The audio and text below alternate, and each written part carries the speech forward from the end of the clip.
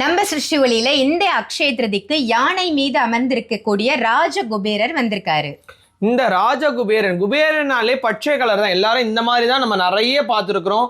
ஆனா இந்த வாட்டி குருவின் அருளால பிரத்யேகமா இந்த வடிவத்துல தான் ஒவ்வொரு வீட்டுக்கும் அக்ஷய திருதி அப்ப இருக்கணும்னு சொல்லி முன்னாடியே ஆர்டர் போட்டு வாங்கி இந்த குபேரனுக்கு உரிதான மந்திர உச்சாடனங்கள் கொடுத்து யானைக்கு உரிதான பூஜைகள் எல்லாம் பண்ணி இந்த குபேர விக்கிரகத்துக்கு எக்கச்சக்க பாசிட்டிவ் வைப்ஸ் ஏற்றிருக்கும். ஜஸ்ட் வச்சாலே போதும், நிறைய மாற்றத்தையும் ஏற்றத்தையும் கொடுக்கும். இந்த குபேரரை பார்த்தாலே உங்களுக்கு தெரியும், நிறைய ஆபரணங்கள்லாம் அணிஞ்சு, அதே மாதிரி இந்த யானையும் அழகா இந்த பட்டையெல்லாம் கட்டி ரொம்ப அழகா சிம்மாசனத்துல இருக்க மாதிரியான ஒரு ராஜகுபேரனுடைய தோற்றம்.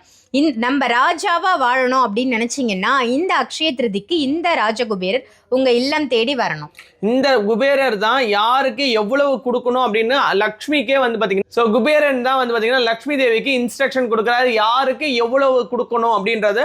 ஸோ ராஜகுபேரனா நம்ம வீட்டுக்கு இருக்கும் பொழுது அள்ளி தான் கொடுப்பாரு, கிள்ளி கொடுக்க மாட்டாரு. 740 ரூபா பட்ஜெட்ல வாழ்க்கையை மாத்தலாம். 740 ரூபாய்க்கு இந்த அக்ஷய திருதிக்கு இந்த ராஜகுபேரர் உங்க இல்லம் தேடி வந்தா நம்ம எல்லாருமே ராஜாவாக மாறுவது உறுதி.